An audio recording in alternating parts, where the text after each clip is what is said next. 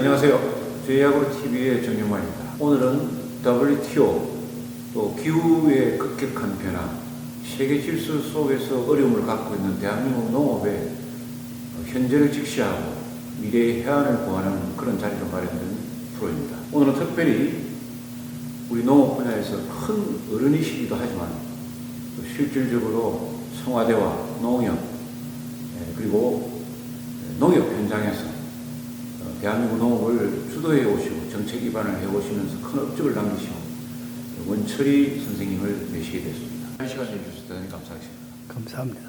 원철이 선생님께서는 농식품유통연구원 이사장님을 맡고 계시기도 합니다. 먼저 조금 소개를 드릴 것은 서울대학교 법대 58학번으로 졸업을 하신 뒤에 농협중앙회 충남도 지회장 유통기획 담당 이사를 즉 꾸준히 실무에서 최고 중요한 자리를 두루 섭렵하신 뒤에 청와대 농림수산 담당 경제비서관으로 가셨습니다. 이런 여정이 만만치 않았을 텐데 우선 최근의 근황을 조금 말씀해 주셨으면 좋겠습니다. 지금 말씀하시다시피 우리나라 농업의 그 소위 유통을 좀 개혁해 보자고 해서 만드는 농식품 신유통연구원이 20주년 됐는데 거기서 이제 16년째 그 연구원과 같이 일하고 있습니다.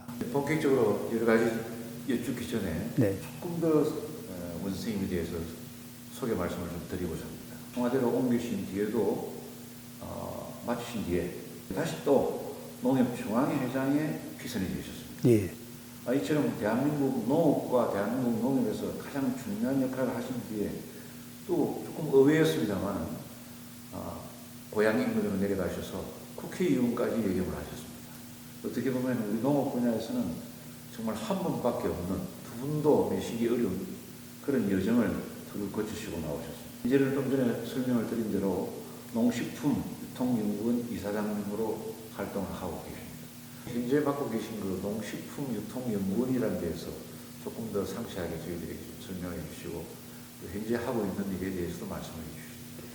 이 연구원은 20년 전에 김영삼 정부 때 처음 생겼던 농림수석비서관 최양부 씨가 현직에서 물러난 다음에 만드는 연구원입니다.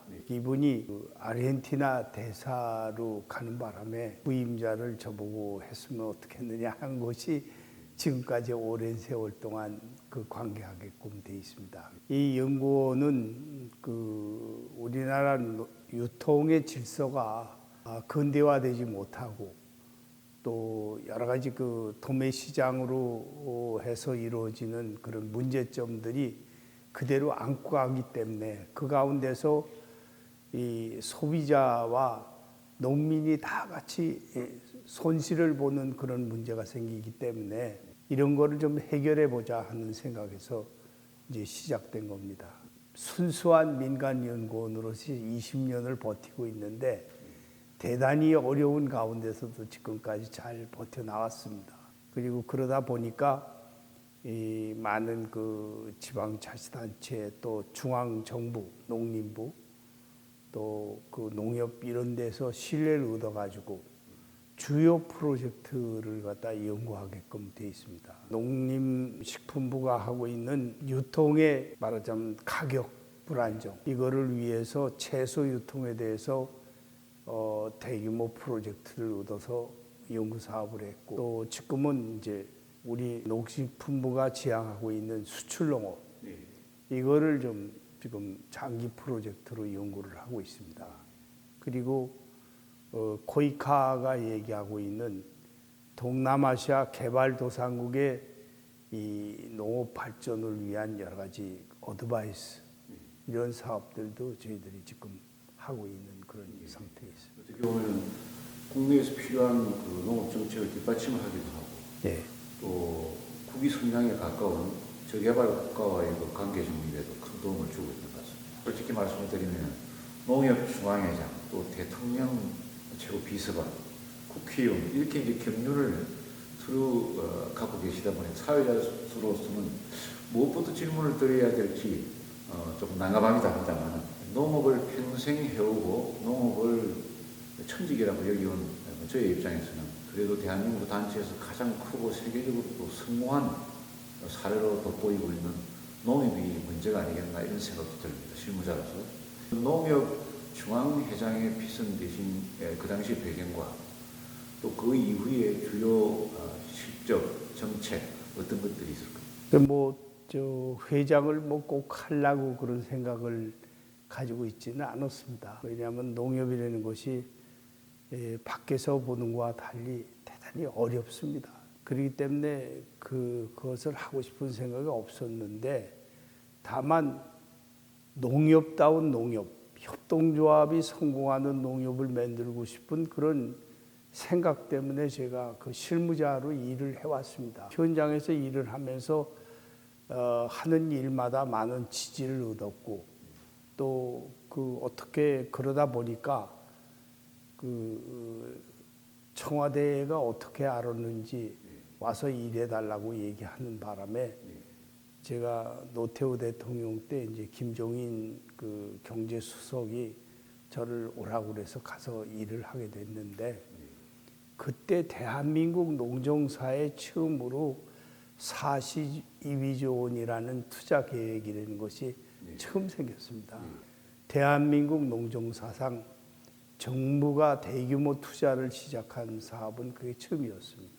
그리고 김종인 수석은 우리나라 농업을 개혁을 하기 위해서는 과거의 기존 관료들이 하고 있는 거 가지고는 좀 안 되겠다고 그래서 좀 더 현장에 밀접하게 접근하고 있는 농협에서 사람을 구해가지고 한번 대통령 비서관을 해봤으면 좋겠다는 그런 생각으로 가게 된 겁니다. 그리고 그 농업의 미래에 대해서도 걱정을 하고 애착심을 가지셨던 김종인 수석의 등용을 받으셨다. 예, 그렇습니다.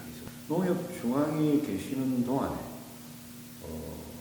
주도적으로 하셨던 정책, 또 성공적이라고 생각되는 것들은 어떻게 있었습니까? 농협 중앙에서는 그 이전에 이제 잠깐 말씀드리고 싶은 거는 뭐냐면은 청와대로 거슬러 올라가서 왜 한국 농정이 이렇게 잘 안 되고 있는가를 거기서 한번 제가 곰곰이 고민을 했습니다. 그래 봤더니 옆에 있는 다른 부처의 비서관들이 농정에 대해서 하나도 알거나 이해해 주는 사람이 없더라고요. 이게 우리나라 농정이 잘 안 되는 이유구나 이렇게 생각을 해가지고. 우리가 실세라고 부르는 청와대 비서관들 내에서의 위치 말이죠. 그렇습니다. 그런데 농림부 공무원들이 비서관 할 때는 그냥 다 자기도 동일한 공무원이고 다른 사람도 공무원인데 아쉬운 소리를 그렇게 해야지 될 필요가 없다고 생각을 하는데, 저는 각 부처의 지원을 농정으로 끌어들이기 위해서는 아쉬운 소리를 안 하면 안 되겠다고 생각을 해가지고 전 부처 행정관, 전 비서관들하고 전부 농정에 대한 얘기를 할 기회를 가졌습니다. 그게 어떻게 나중에 농협회장이 되니까 비서관, 행정관들이 전부 정권이 바뀌어져 가지고 다 자기 부처로 원대복귀했는데 다 돌아와 가지고는 다 요직에 앉아 있었습니다. 그래서 그때 농협회장을 5년 하면서 모든 부처의 지원을 다 얻어낼 수 있었던 것이 바로 거기서부터 왔습니다. 평소 인맥 관리가 큰 도움이 됐다. 예, 그렇습니다. 그분들이 다 도와주는 바람에 농협과 이 농민의 이 문제, 또 농업의 문제는 농림수산부, 농림식품부 혼자서 해결 못합니다. 다른 부처가 다 여기에 대해서 관심을 갖고 지원을 할 적에 해결이 되는 거지, 농림식품부 혼자서 이걸 해결할 수 있는 문제가 아닙니다. 근데 우리는 지금 거기 혼자서 이 문제를 해결하라고 국정이 운영되고 있기 때문에 해결이 안 되는 겁니다. 농정의 그 문제점 중에 하나가 계속해서 옛날부터 문제되어 왔지만은 무허가 축사 문제입니다. 무허가 축사라는 것이 6개 부처가 이해를 하고 협력을 하지 않으면은 무허가 축사 문제가 해결이 되지를 않습니다. 그래서 그 6개 부처의 비서관들을 양해를 구하고 이해를 구해서 6개 부처가 협력을 해가지고선 제가 비서관 할 적에 10만 동의 무허가 축사를 양성화시켰습니다. 우리가 그렇지, 실망. 그렇습니다. 그때 이제 물론 소규모 농가니까 지금하고는 그 규모가 다릅니다만 하여간 대부분의 농가가 전두환 정부가 소위 복합영농을 강조하는 바람에 축산에 뛰어들었다가 다 무가 축사가 되는 바람에 그 사람들이 다 범법자가 돼버렸습니다. 양성화를 시켜야 되는. 그래서 그걸 양성화시키는데 그거를 6개 부처가 이해를 해서 동참을 해주지 않으면 해결이 안 됩니다. 축해버려서는 뭐 큰 성과. 그것입니다. 근데 그걸 뭐 누가 이해하는 사람도 없고 왜 그렇게 됐는지를 모르기 때문에 지금도 계속해서 또 문제가 되고 있는데도 뭐 해결이 되질 않고 있습니다. 하여간 그 국가가 이 농업 분야가 없어져서는 안 되는 그런 하나의 기본 산업이기 때문에 이거를 뭐 그 여건으로 봐가지고 100% 작업을 한다 하는 거는 지금 국제무역 질서 속에서 불가능한 일입니다. 그렇지만 우리가 만약 그 일정한 작업률을 생산하지 않으면 메이저에서 움직여지는 이 곡물의 가격이라든지 이런 거는 수시로 비싸게 돼버리기 때문에 한국 국민한테 엄청난 고통을 줍니다. 그러니까 이거를 막으려고 그러면 최소한도 국제 가격이 마음대로 장난이 이루어질 수 있는 범위가 안 되는 정도까지는 뜩나 수 무슨 방법이든지 간에 전력 투구해서 작업을 일정 부분을 유지하지 않으면 안 됩니다. 우리가 수용할 수 있고 예측 가능한 수준으로 그렇습니다. 얻기 위해서 예. 그런 노력이 필요합니다. 그러니까 지금 대한민국에 제가 여기저기 다니면서 얘기하는데 독일은 1, 2차 세계대전을 겪으면서 먹는 것이 얼만큼 중요하다는 걸 뼈저리게 느끼고 있는 구라파 선진국들입니다. 그 나라들은 일정 부분의 농업에 대해서는 어떠한 방법이든지 양보를 하지는 않습니다. 그 미국에 저도 몇 번 가봤습니다만 그 광활한 농도 속에서 대규모 농업을 하는 것을 보고 한국이 오면 좀 초라해 보이고 투자 대비 성과가 좀 어렵겠다는 그런 생각이 들 때도 있겠습니다. 유럽의 농업을 물론 뭐 많이 보셨겠지만 이스라엘이라든지 이런 적은 나라에서 미래에도 혁신이 가능한 그런 농업을 지속적으로 하고 있는 이유를 이제 좀 깨닫게 되는 것 같습니다. 그렇습니다. 예, 정말 감사합니다. 혹시 또 이 청와대에 계시면서 이 이제 무허가 축산 이것을 양성화하는데 큰 기여를 하신 뒤에 다시 이제 그 농협종합으로 중앙에 오시게 돼요. 예. 예, 그 이후에 이제 본격적인 좀 추진했던 일들은 뭐. 구라파 선진국의 농협은 농민 스스로가 다 만든 단체입니다. 네. 한국은 그 5.16 혁명 이후에 정부가 필요성에 의해서 농협을 만들었는데 이것을 협동조합으로 만들긴 만들었지만 정부가 만드는 거기 때문에 또 우리 농민이 너무 영세하고 숫자가 많기 때문에 선진국의 협동조합처럼 이게 운영이 되기가 어려웠습니다. 그러다 보니까 농민도 그렇게 생각하고 정부도 그렇게 생각하고 심지어 농협 직원들까지 농협은 국영기업체라고 생각했지 농민의 협동조합이라고 생각을 안 했습니다. 그런 가운데서 이게 이 농민을 위한 그런 협동조합으로 가야지 되겠다는 그런 제 이상주의적인 생각 때문에 마침 회장이 될 기회에 이걸 어떻게 농민의 협동조합으로 만드는 방향으로 좀 바꿔봐야 되겠다 하는 노력을 가지고선 나름대로 하는데 솔직히 말씀드리면 회장이 됐을 적에 좋은 것보다도 이 엄청나게 어려운 일을 어떻게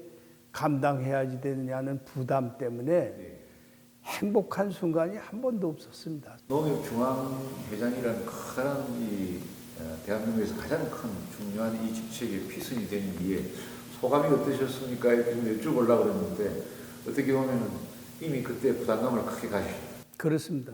그래서 이제 지난 일이지만 할 수 있는 게 뭐냐. 제가 목표를 이제 농협인들한테 3가지를 내걸었습니다.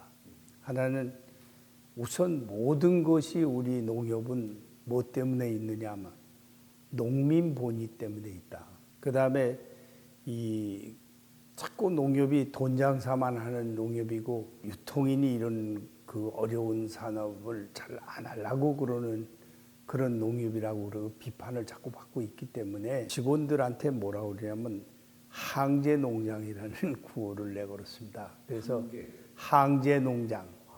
어디에 자기가 돈을 쓰는 현장에 있더라도 마음은 항상 농장에 가 있다는 생각으로 농협 사람은 일해야지 된다 그랬습니다. 세 번째는 이 공론적인 협동조합 운동은 아무리 얘기를 해도 그럴듯하지만 우리나라 현실하고 맞지 않는 그런 일을 해가지고 이루어질 수도 없고 되지도 않는다 이겁니다. 그래서 실사구시라는 거를 내걸었습니다. 작은 것들로 농민의 농협이 되고 농민을 위한 일을 할 수 있는 길이 뭐 있는지 모든 직원들한테 호소를 해가지고 작지만 농민을 위해서 일할 수 있는 그런 일들을 100가지씩 한번 와보자 해가지고선 전 직원들한테 호소해서 아이디어를 모았습니다. 그 100가지 사업이 처음에는 적은 일들이었기 때문에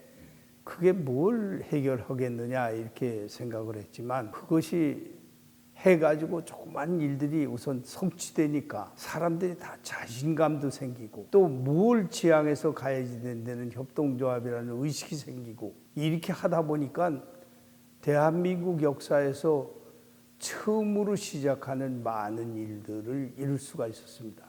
농민을 위해서 우선 피부에 와닿는 그런 기여로 농협이 바꿔진 거고 그 다음에는 이제 자동차 1000대를 사가지고서는 조합마다 갈라줬습니다. 생산지 조합에다.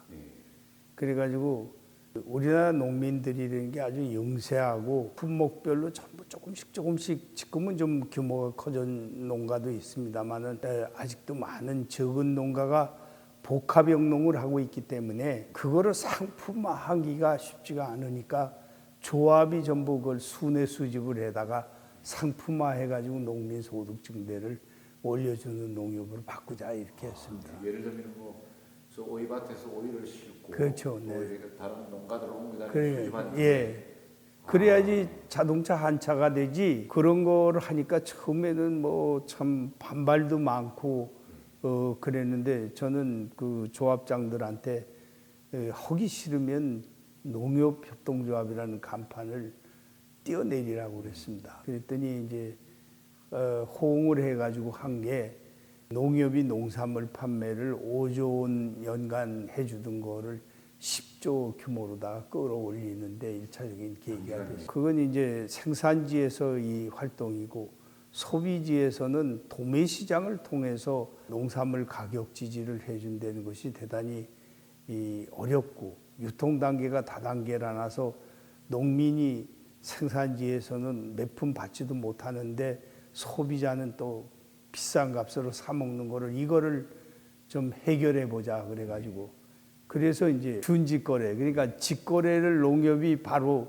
소비자한테 바로 하는 걸 못하니까 양재동 하나로 크롭 같은 걸 만들어 가지고선 소비자와 생산자가 거기서 농협 현장에서 만나 가지고 거기서 직거래 형태로 그 농산물이 판매하는 유통을 시작해 보자 그래 가지고선 했는데 대한민국의 농업관계 학자들, 공무원 모두 다 농협이 망한다고 그렇게 얘기하면서 찬성을 안 해줬습니다. 그리고 농협 직원들 반도 찬성을 안 했는데 우리가 9시간 동안 900명이 강당에 모여서 찬반 토론을 했습니다. 그 결과 가능성이 있다는 걸 발견하고 그 사업에 착수를 한 겁니다. 그래가지고 시작을 하는 바람에 일종의 농협 유통의 혁신과 선풍을 일으켰습니다. 이제 소비지 유통에 대한 그 개혁이라는 게 이루어지고 제 생각은 그걸 갖다가 100개를 중소도시까지 합쳐가지고서 농협이 주도하고 또 고양과 창동처럼 지방자치단체가 농협에다 위탁 관리하는 시스템을 만들어서라도 또 설치하고 이렇게 해가지고 100개 정도의 몰을 이마트보다 농협이 먼저 만들려고 그렇게 생각을 했는데 불행하게도 제가 회장을 타이에 의해서 물러나게 되는 바람에 그 사업은 중지돼 버리고 말았습니다.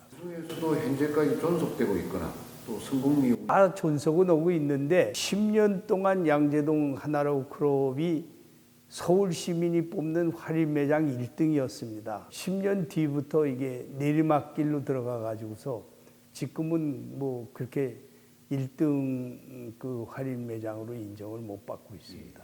뿐만 아니라 지방에도 있지 않겠습니까? 제주, 김천 두 군데가 큰 규모로 해서 성공을 했는데 한 20년 운영을 했는데 매출액 기준으로 해서 처음 오픈할 때 130억이었는데 지금 아마 1,300억 정도 될 겁니다. 정말 대단하다. 네. 매출액이 단일 장소에서 1,300억이라는 것은 규모로 보면 제주 시내, 제주도 내 하나의 농산물 물류센터입니다.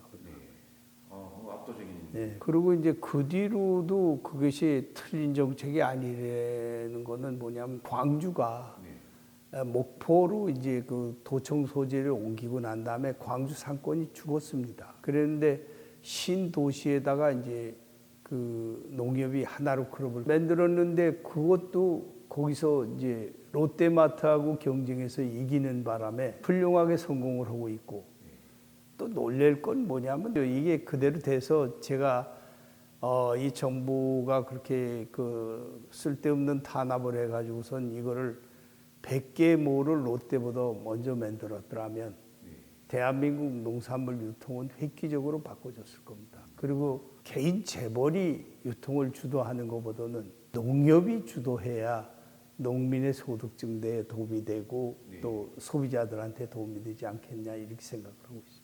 이렇게 이제 100개의 아이디어 속에서 대표적인 것을 이제 몇 가지만 소개를 했는데 어떻게 보면 좀 전에 말씀하신 농민이 주인이기 또 한 가지는 현장에 사는 것처럼 생각을 가지고 네. 한 개 농장에 내가 나가서 일을 하는 입장이 되야 됩니다. 이런 기조하에서 일을 하시면서 오늘 저도 크게 하나 배운 것이 주변에 이 아이디어를 널리 구해서 그것을 스크랩해서 검토한 뒤에 시행하는 이런 방식이 좀 더 안정적이지 않느냐 그런 생각도 가지고 제가 먼저 하나 질문을 좀 드리고 있습니다. 당시에 회장님으로 재임하시던 그 시절이 아닌가 이렇게 되는데 우리 농업 현장에 나가보니 쌀가마니 되게 많았습니다. 네. 이것이 어느 순간에 대한민국에서 사라지면서 미국 처리장과 연결되는 이런 그 획기적인 세계에서도 보기 드문 성공적인 일이 있는데 이것은 어느 시기에 어떻게 됩니까? 그거는 이제 제가 지도부장을 하고 있을 적에 카이스트가 독일의 기술을 받아가지고선 계량곡간이라는 걸 만들었습니다. 농촌진흥청에서 만드는 게 아니라 그런지 농촌에 필요한 건데도 불구하고 보급이 잘 안 됐습니다. 그래서 이거를 미친 듯이 농민조합장, 농민, 임직원들한테 호소를 했습니다. 당시 이제 어려운 경영에 있던 농협을 재건하려고 농촌진흥청장 하던 윤근한 회장님이 오셨는데 좋은 거 같으니까 한번 해보라고 그래서 제가 1000년도에 만동 목표를 세웠습니다. 첫 해 8600동을 완결했습니다. 그리고 그 다음에부터는 지도하지 않더라도 자동적으로 농촌에서 만동씩 들어갔습니다. 이게 이제 대한민국의 처음으로 쌀 유통에 대한 개혁이 이루어지는 건데 그것을 집집마다 하는 그런 시스템 가지고는 이게 안 되겠으니까 그거를 좀 더 큰 규모의 미국 종합처리장을 만들어 가지고서는 대규모로 운영을 하지 않는 거로 시범 농장을 카이스트의 그 기술로 유당농원이라고 목포에 하나 만들었습니다.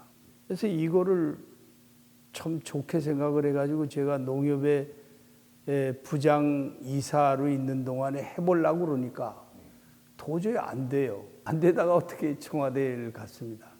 그래서 청와대에서 그 농림부도 또 그걸 할 생각이 없고 그래서 청와대에서 추경 1000억 만들 적에 그 중에서 제가 농림부한테 미국 종합시장 2동 만드는 거는 농림부에 줄 수 없다고 그래가지고서는 빼서 의성 안개하고 당진 합덕 두 군데에다가 미국 종합처리장을 지었습니다. 굉장히 효과적이라고 생각하는 것이 왜냐하면 우리 정부는 쌀 유통을 전부 수매로 해주는 거 그게 이제 제일 중요한 거고 그거 이외에는 나머지 유통은 전부 도정업자 중심으로 움직였습니다. 근데 농협이라는 게 쌀 유통도 못하면서 무슨 농협입니까? 그게 말이죠. 그래서 미국 종합처리장 2동을 시범으로 하니까 경제계에서 훌륭하게 활동을 많이 한 박병원 씨라는 사람이 농림 담당 예산 과장이었는데 미국 종합처장이 이게 필요하다고 생각해서 30동의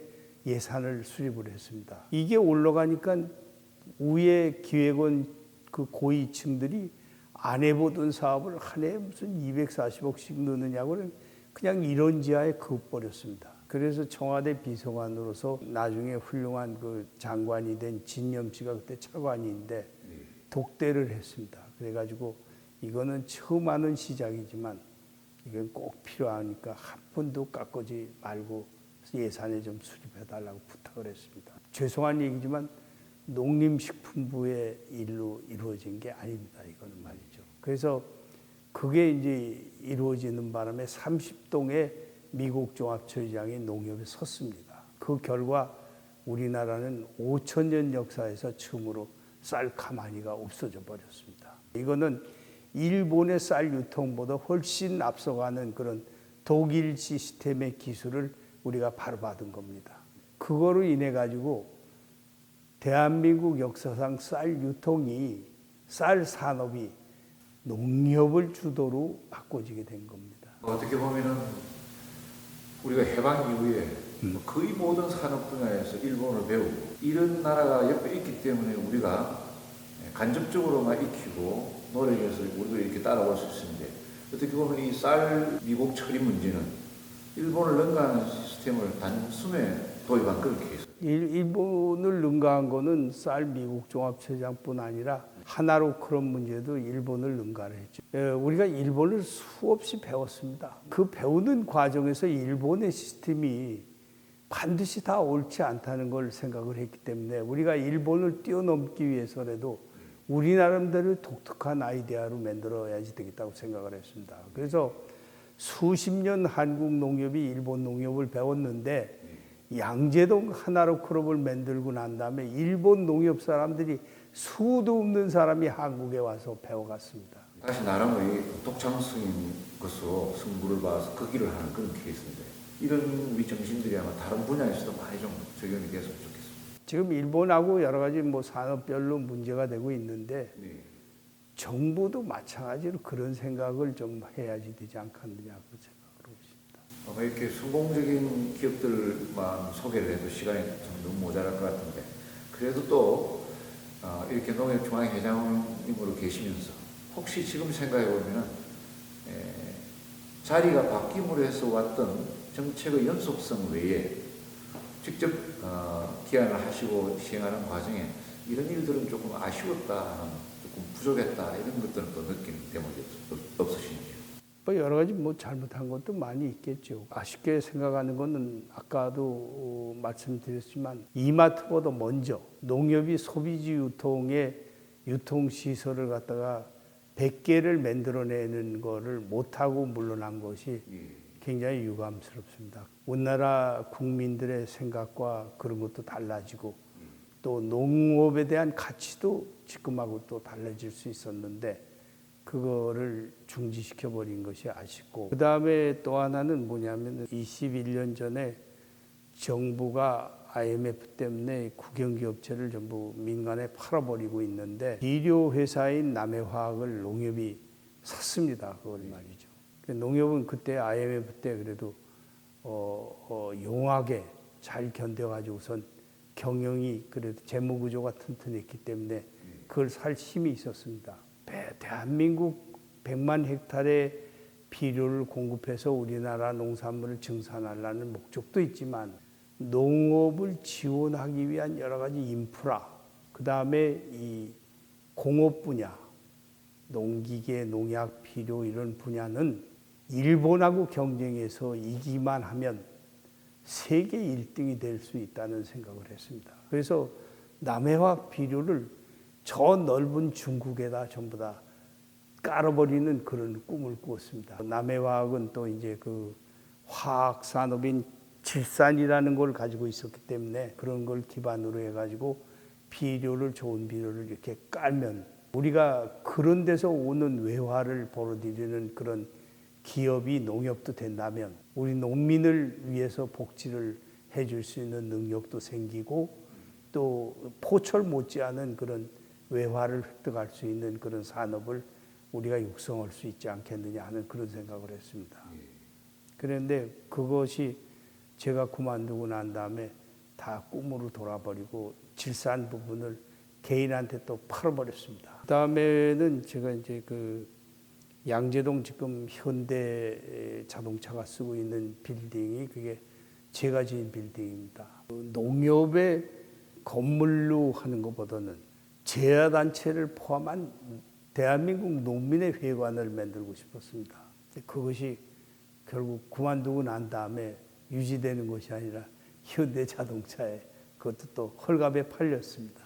그것도 제가 정말 좀 아쉽게 생각하고 뭐 그거는 저만 아쉽게 생각하는 게 아니라 전국에 있는 농협 직원들이 다 아쉽게 생각하고 있습니다. 정책을 시행하시면서 성공적으로 이루었던 것, 또 아쉬웠던 점을 대표적인 것만 몇 가지 들어봤습니다.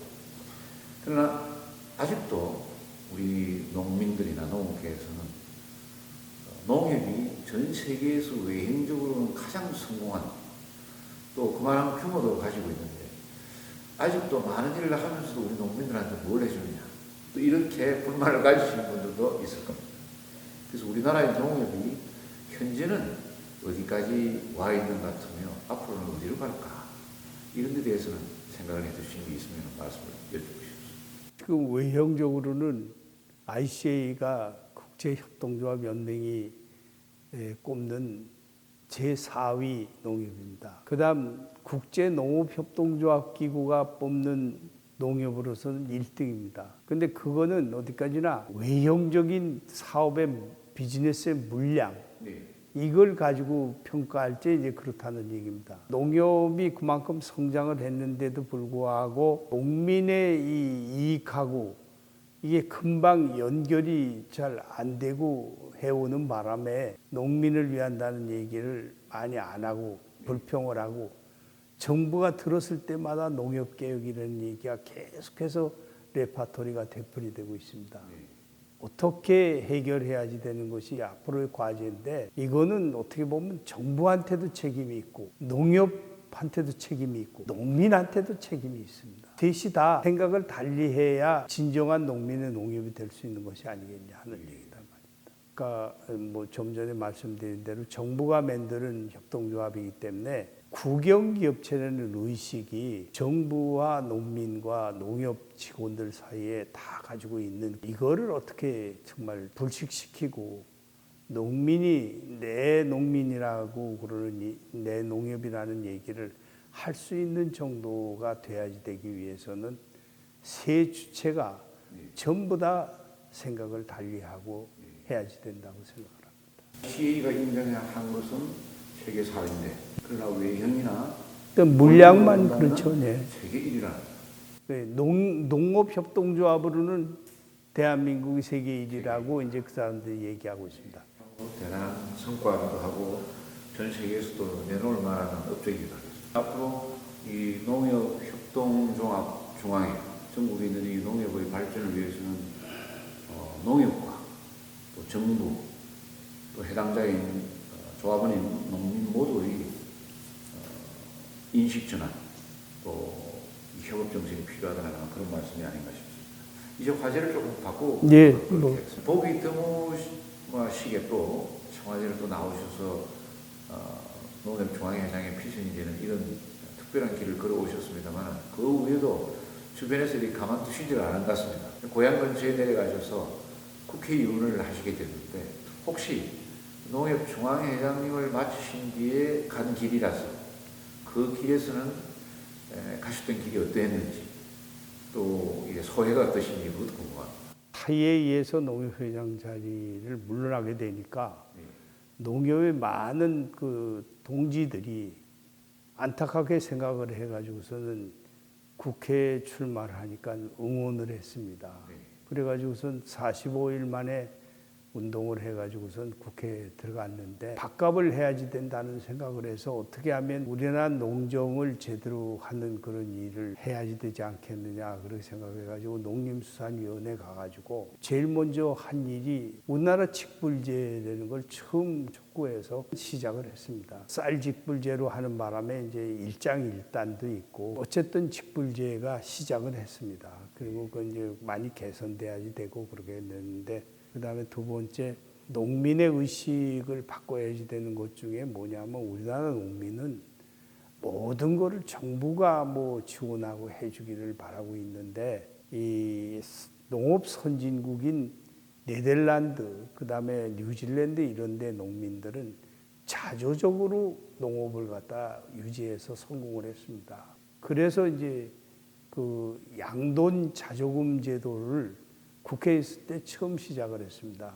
농민이 스스로 자조금을 만들어서 자기 산업을 갖다 지켜나가겠다는 첫 번째 케이스가 됐습니다. 현재는 과일도 자조금 제도로 바꾸고 그러고 있는 거로 알고 있는데 이 자조금 제도는 농민의 자조자립이라는 그런 입장에서 반드시 모든 분야의 농민이 했었어야 될 그런 제도입니다. 비폐식 12법 1호는 식물이 필요로 하는 12가지 필수 원소를 포함해 시비하여 균형 잡힌 영양소를 공급하는 이론입니다. 이러한 비폐식 12법은 초세 안정과 균형 성장, 염기 극복과 뿌리 활력, 토양 오염 방지와 내병성이 강화되며 연작이 가능합니다. 그 시절에 잠깐 이력을 보니까 그 짧은 시간 안에서도 그 거대 야당 속에서 정책위원장까지 하시더라고요. 청와대에 있거나 그래서 뭐 이건 국회 초선 의원으로 갔는데 나이를 좀 먹어가지고 가서 그런지 모르지만 하여간 이 국회 예산을 다루고 있는 예결위 소위원회도 들어가게 해주고 또 정책의장도 시켜주고 그래가지고 그때 당시 정책이 그 자민련이 이 민주당하고 공동정부였습니다. 그래서 제 카운터파트가 지금 민주당 대표하고 있는 이해찬 씨가 정책위 의장이었는데 같이 하면서 하여간 나라의 문제를 걱정하고 그랬습니다. 어떻게 보면 농협 임직원들, 농협에 종사하고 있는 이 농민들 입장에서는 원철이 회장님께서는 우상이라고 해야 될까요? 그 농협을 주요 부서를 거쳐가는 과만한 말씀입니다. 실무 책임자를 부르 거치신 분이 청와대에 부름을 받게 되고 또 다시 농협중앙회장으로 오시게 되고 다시 또 거대 야당의 정책위원장까지 맡게 되는 이런 부분이 좌절을 하거나 아쉬운 대목도 있었습니다만 저희들이 조금 먼 발치에서 볼 때는 계속해서 이렇게 성공 가도를 가시게 됩니다. 이런 그 과정에 있어서 좀 전에 말씀을 하셨습니다만 그 현대자동차와의 인연에서 아마 그 시절이었으면 정주영 회장님과도 특별한 인연이 있지 않았을까 하는 일화나 그런 게 있습니다. 나중에는 농협 건물을 정몽구 회장이 가져가는 계기가 됐지만 그 전에 이제 정주영 회장이 생전에 계실 적에 제가 정주영 회장하고 뭘 협력을 하느냐면 지금 현대 아산병원이 서울에서 제일 크지만 지방병원이 강릉 뭐 이런 데 여러 군데가 있습니다. 우리 농민조합원들을 전부 다 아프면 글로 보내드릴 테니까 거기서 좀 특별히 농협이 추천하는 농민조합원에 대해서 우대를 해주시고 지방병원이 그 해결을 못할 때는 중앙병원까지 연결해서 해결해주는 의료 지원 사업을 같이 해보자 얘기했더니 정주영 회장이 좋다고 그래가지고선 같이 협약 사인을 했습니다. 그래서 농민들을 무슨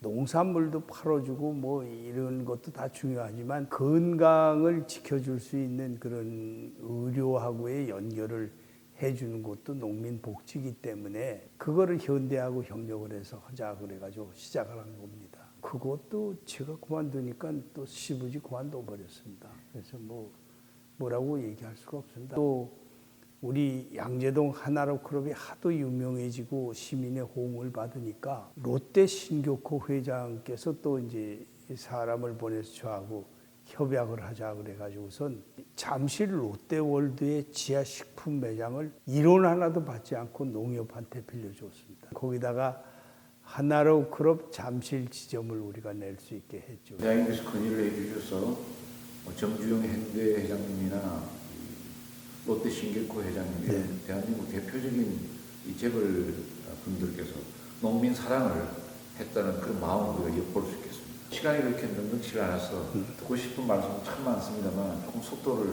네, 하십시오. 청와대에서도 이 경제비서관으로 계셨고 농업을 주도를 하셨고 또 농협에도 오셨고 여러 가지 과정을 겪으면서 정책 부분에서 많은 일을 해오셨습니다. 우리나라 농정에 대해서 그래도 또 이런 정도는 조언을 하고 싶다. 아니면은 우리도 지금 혼란 속에 조금 토론을 계속하고 있는 것이 사람 중심 농업이냐, 또 아니면 경쟁력 강화가 우선이냐. 이런 문제는 비단 농업 부분뿐만 아니고 사회 전반에서 우선순위를 좀 원할 때 항상 논란거리가 되는 문제입니다. 둘 다 가야 할 길인데 어디를 먼저 가야 하느냐. 그래서 그거는 말하자면 두 가지가 다 같이 가야지 되는 길이지 뛰어갈 수 있는 길은 아닙니다. 경쟁력이라는 것을 이 물량면으로만 계산을 할 때는 우리나라 농업은 아까 좀 전에 말씀드린 것처럼 미국하고 경쟁을 할 수가 없습니다. 또 중국하고도 경쟁하기가 어렵습니다. 그런데 그럼에도 불구하고 지켜야지 될 산업이기 때문에 이것을 그 존재하는 가운데 최대한 경쟁력을 유지하고 또 그것을 그 농촌을 지키는 인간의 삶, 전원 생활의 가치 이런 거를 국민이 전부 공유해 주면서 해 나가는 그런 농업이 되도록 우리가 해야지 되는 것이 병행돼야지 되지 않겠느냐 하는 얘기입니다. 그 한마디로 제가 많은 곳에 가서 얘기하고 있는 것이 뭐냐면 작년에 중국이 모든 정보를 문건으로 발표를 합니다.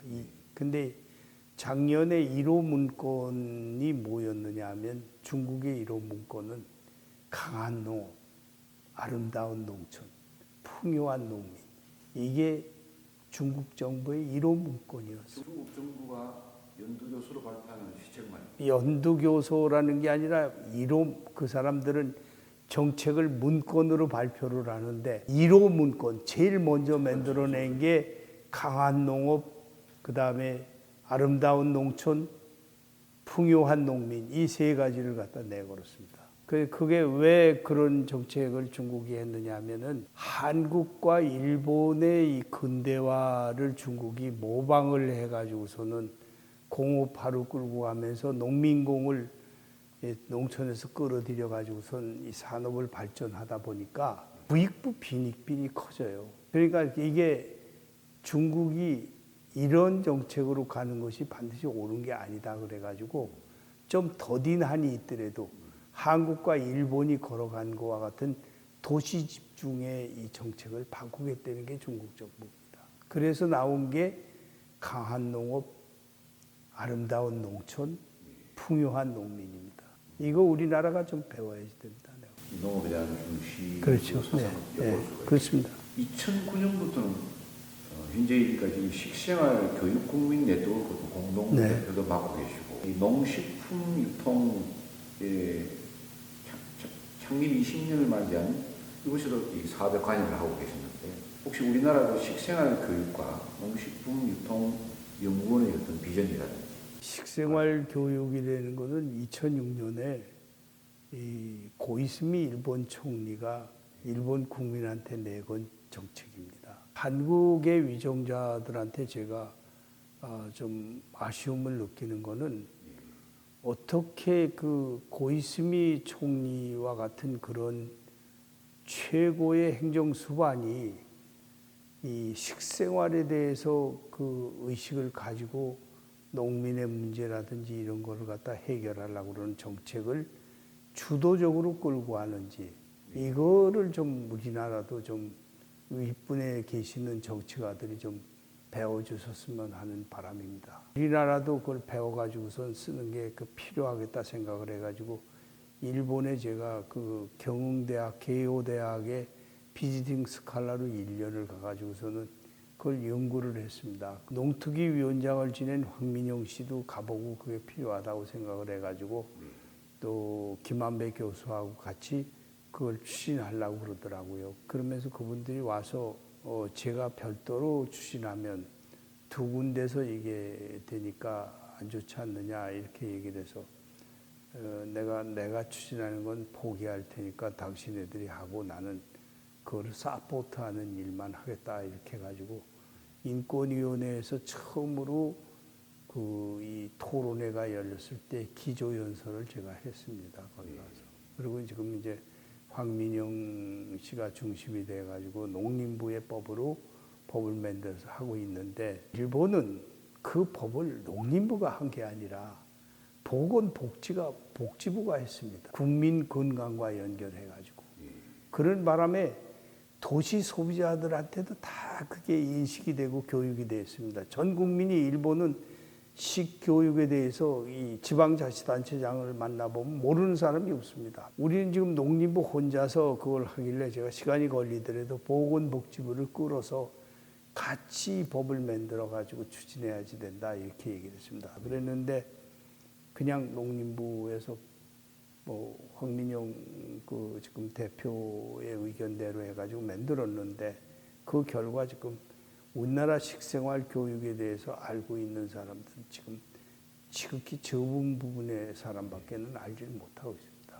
오늘 또 하나 큰 것을 네. 인식하고 배우게 됩니다. 농부의 국한이 됐다면은 농업인들 속에서만 이루 주제가 그렇습니다. 되지만 네. 보건복지부가 해당이 되면은 전 국민 대상이 되죠. 그렇습니다. 또 현재 식생활 개선이나 건강 개선에 대해서 온 국민이 관심을 가지고 있으니까 크게 이슈화 시킬 수 있는 그런 문제인데도 그렇게 발전하지 못했다는 걸 볼 수 있습니다. 그러니까 우리는 이 김영삼 정부 때 쌀 개방이 됐는데 그때 이제 그 신토불이라는 거를 한호선 전 회장이 중심이 돼가지고 쌀 개방 반대를 하면서 운동을 펼쳤는데 국민의 호응이 굉장히 좋았습니다. 그랬는데 지금 현재 이제 그것이 20여 년 지나고 난 다음에 우리 신유통에서 소비자 의식을 조사해 보면 비싸더라도 우리 농산물을 먹겠다는 거는 20%밖에 안 됩니다. 나머지 80%는 관심이 없습니다. 그냥 외국 거면 어떠냐 하는 얘기입니다. 일본은 2006년에 식생활 교육을 통해서 전 국민을 교육시키는 바람에 신토불이 우리가 주장했던 일시적으로 반짝하고 그쳤던 그 운동이 네. 일본 국민의 마음속에 전부 지금까지 들어가고 있습니다. 어디다가 우리가 지금 생각하고 있는 것을 위치에 올리느냐에 따라서 이렇게 큰 반향이 그렇습니다. 네. 대단히 중요한 문제인 것입니다. 말씀을 조금 줄여서 송구스럽지만 지금 우리가 이제 다시 부딪히고 있는 것이 4차 산업혁명.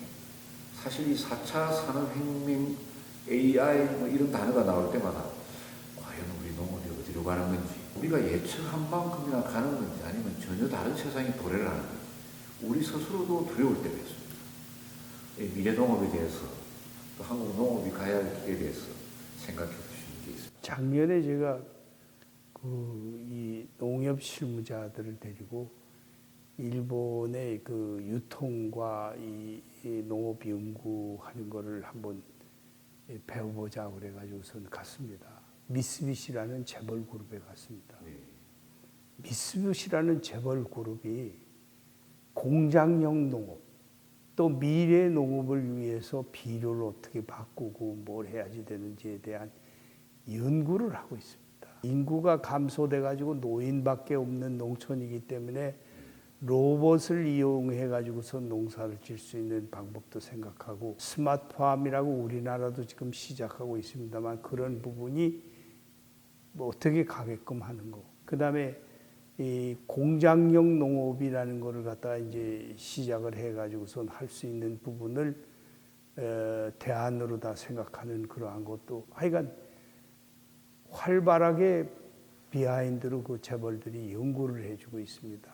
그런 것에 대한 것이 있어야만 이런 그 변화와 과학기술이 발전된 4차 산업의 시대에 우리도 적응을 할 텐데 그런 것이 뭐 우리 농협에서 조금 하고 있고 정부가 조금 하고 있습니다만은 구체적으로 제가 보기엔 이루어지고 있는 거는 없다고 보고 있습니다. 그렇게 투자와 연구를 안 하고 결과가 나빠졌을 때 왜 나쁘냐 하는 걸 얘기를 해봐야 그건 소용없는 얘기가 아니겠느냐 하는 얘기입니다. 우리 농업의 미래에 대한 고견에 대해서 감사를 드립니다. 좀 전에 말씀하신 대로 이 급속한 변화에 대응하는 것은 원철이 회장님뿐만 아니라 우리나라 농업의 큰 어른이시면서 정책을 입안하고 시행해왔던 그 경험들을 고스란히 녹여서 우리 후배들이 잘 받아들여서 우리가 가야 할 길을 명확하고 통찰력 있게 지정해서 가지 않으면 안 된다는 그런 생각이 듭니다. 앞으로도 좀 기회가 나면 잘 부탁을 드리겠습니다. 시간이 아쉽지만 한두 가지 꼭 드리고 싶은 질문이 있습니다. 그토록 애지중지했던 이 농협중앙회가 내년도 1월 달에 전국 농협중앙회장을 뽑는 선거가 있습니다. 걸어오신 길을 되돌아볼 때, 또 후배들을 볼 때 어떤 분들이 농협중앙회장에 당선이 되시길 바라며 또 그분들이 어떤 길을 걸어갔으면 하는 그런 희망사항이 있으면 말씀해 주시고요. 지금 김병원 회장이 제가 회장할 때 그 조합의 책임자 직원이었습니다. 네. 그런데 나중에 이제 조합장이 돼가지고선 그 나주 남평이라는 조그만 조합을 운영을 하는데 네. 정말 그 농협다운 농협으로 운영을 하고 있습니다. 저런 사람이 회장이 되면 자기가 해왔던 경험을 통해서 전국의 농협을 좀 제대로 끌고 갈 수 있지 않겠냐 이렇게 생각을 했는데 이분이 이제 8년 동안의 와신상담 끝에 회장이 됐습니다. 대한민국 농정사상 처음으로 농가소득 5천만 원이라는 캐치프레이즈를 내걸었습니다. 저도 그 운영을 해보고 해온 사람으로서 저게 무모한 것이 아니겠냐 이렇게 생각을 했는데 그래도 거기에다 모든 농협 직원의 의식을 마치고 사업을 마치고 그렇게 뭐 추진을 하니까 다른 여건도 합쳐가지고 어쨌든 제주도가 작년에 5천만 원 소득을 갖다 달성을 했습니다. 그리고 많은 조합들이 이제 그게 나오고 있는데 그런 그 비전을 제시할 수 있는 인물이 대를 이어야지 되지 않겠느냐 하는 그런 생각을 가지고 있습니다. 그리고 우리나라 농정은 농협이 농림부 산하단체다, 국영기업체다 이런 생각을 빨리 농림부도 버리고 농협회장이 5천만 원 소득 증대를 내건 거를 어떻게 행정이 뒷받침해 줘가지고 농민의 행복과 농민의 인간다운 삶을 갖다 유지시키고 농업을 프로페셔널로 가지고 있는 사람들을 만들어내느냐 이걸 같이 노력을 해줘야 된다고 생각을 합니다. 앞으로 그 회장이 되는 사람 누가 될는지 모르지만 지금 이제 메커니즘으로 봐가지고는 조합장 중에 한 사람이 되는데 조합장이 가지고 있는 경험과 세상을 보는 눈이라든지 이런 것이 적은 규모에서 일해온 그런 경험 때문에 이 복잡하고 큰 농협을 움직이는 비전을 종합적으로 제시하는 게 그렇게 쉬운 일은 아니라고 생각을 합니다. 좀 우스운 얘기입니다만은 삼국지에 나오는 유비 같은 회장이 좀 됐으면 좋겠습니다. 지 혼자 하려고 그러지 말고 지혜로운 사람들을 갖다 끌어 모아가지고 그 힘으로 그 조직에 움직이는 그런 겸손한 회장이 됐으면 좋겠다는 생각을 가지고 있습니다. 좋은 말씀 감사합니다. 제가 대학이라든지 지자체에서 간혹 특강을 요청받을 경우가 있어서 젊은이들에게 강의를 할 때 이런 얘기를 합니다. 지금 이미 신문, 방송, 컴퓨터, SNS 모든 걸 통해서 대부분의 사람들이 이미 지식인이 된 것은 더 이상 논할 필요가 없다. 이 지식을 바탕으로 한 지혜로운 인물들이 나타나지 않으면 미래를 우리가 담보할 수 없다 해서 젊은 학생들에게 지혜란 무엇일까에 대해서 서로 논의를 해보는 그런 장도 마련했습니다. 좀 전에 말씀하신 대로 적은 농협을 운영을 하던 그런 경험을 가지고 이 거대 농업을 이끌다 보면 여러 가지 문제에 봉착해올 것이라고 생각합니다. 오늘 원 회장님께서도 여러 가지 좋은 말씀을 해주셨지만 저희들이 부탁하는 데는 새로이 저런 거대 조직을 만든 농협중앙회장님들이나 후배들에게도 조언을 아끼지 않았으면 좋겠습니다. 그분들이 받아들일 수 있는 여건 속에서 우리나라의 농업과 우리나라 국가의 발전을 위해서니까요. 이제 마지막으로 많은 인재들을 등용도 했을 것입니다. 또 많은 인재들을 양성도 하셨고 또 본인이 아까 김종인 스승님을 말씀하셨습니다만 발탁도 되게 되는데 우리나라 정부나 이 거대 농업을 끌고 가는 어떤 인재상이 혹시 그런 생각이 드시는 경우가 있다면 말씀해 주십시오. 글쎄, 뭐 어느 분야나 다 마찬가지지만 사명감이 있어야 되고 그 다음에 전문 지식을 얻으려고 노력을 해야지 됩니다. 그런 노력이라는 게 사실상 하기가 쉬운 게 아닌데 제 경험을 하나 말씀드리면 양재동 그 하나로 클럽을 1995년에 건설할 적에 저는 세계의 도매시장이라는 데는 안 가본 데가 없습니다. 그 다음에 도매시장인데 우리나라의 그 유통을 개혁시킬 수 있는 시스템을 어떤 거로 해야지 되는지 이거를 고민을 했습니다. 그리고 이 사업이 될 것인지 안 될 것인지를 했는데 그거에 대한 지식을 얻으려고 혹시 일본에 갈 기회가 있으면 반드시 그 큰 책방에 가서 농산물 유통에 대한 개혁의 책은 전부 사서 하여간 읽어봤습니다. 그런 그 노력이 그 안에 되지 않고 그냥 된다는 거는 있을 수가 없는 일이라고 생각을 합니다. 또 그걸 하되 회장이라든지 리더가 혼자 하려고 그러면 성공을 못합니다. 그 밑에 전문가를 교육시키고 그 사람들한테 또 사명감과 의지와 동기를 부여하고 그 사람들이 스스로 하려고 그러는 실천력을 길러주고 이래가지고 이게 합쳐져서 이루어지는 거지 절대로 누가 좋은 아이디어를 가지고 지시한다고 해서 그 일이 이루어질 수가 없습니다. 이제 전국이 이 방송을 보고 계시는 농업인 여러분들 또 농협에 소속되어 있는 직원분들, 조합원들에게 인사 말씀 한번 해주시고 마무리 짓도록 하겠습니다. 힘들지만 국가가 필요한 그 생명산업을 지키기 위해서 농민들이 오늘도 애쓰고 있다는 것에 대해서 그거를 정말 무슨 말로 격려를 해드려야 되는지 모르겠습니다. 그래도 농촌을 사랑하고 농업을 지키려고 그러는 이런 사람들을 국가가 또 농협이 힘을 합쳐가지고 지원을 해가지고 농업 선진국들이 걸어간 길처럼 농민도 당당한 직업인으로서 인생을 행복하게 살 수 있는 나라가 되도록 만드는데 같이 노력해야 되지 않겠냐 이런 생각입니다. 오늘 전국 농협인들이 가장 존경하고 전국 농민들이 가장 신임하고 믿어왔던 그러면서 농협 주요 보직을 두루 거치면서 정책 기반을 파악하시고 또 실천해 오시고 그로 인해서 청와대에서 등용이 돼서 경제비서관으로까지 일을 하시면서 우리 농업 분야에 가장 큰 기여를 해주신 원철이 전 농협중앙회 회장님을 모시고 귀한 시간을 가져봤습니다. 도대에 말씀드린 대로 기후변화와 WTO뿐만 아니라 현존에 있는 농업 분야에 산적한 문제들이 많습니다. 또 많은 다른 분야에 계신 분들이 농업 정책에 대해서 인식 전환을 할 수 있는 그런 큰 기회가 됐으면 합니다. 청와대에 계실 때 다른 6개 부처 이상의 모든 비서관들의 도움을 받아서 소통을 해서 농업 분야의 정책을 입안하고 또 시행토록 해주신 그런 전력을 가지고 계십니다만 우리 농업의 지혜로운 인물, 어떻게 보면은 전문 지식과 소통 능력을 가진 그런 지혜로움을 발휘해 주신 그런 분이 아닌가 싶습니다. 다시 한번 매시기를 학수 고대하면서 오늘 이 시간에 대해서 대단히 감사하게 생각합니다.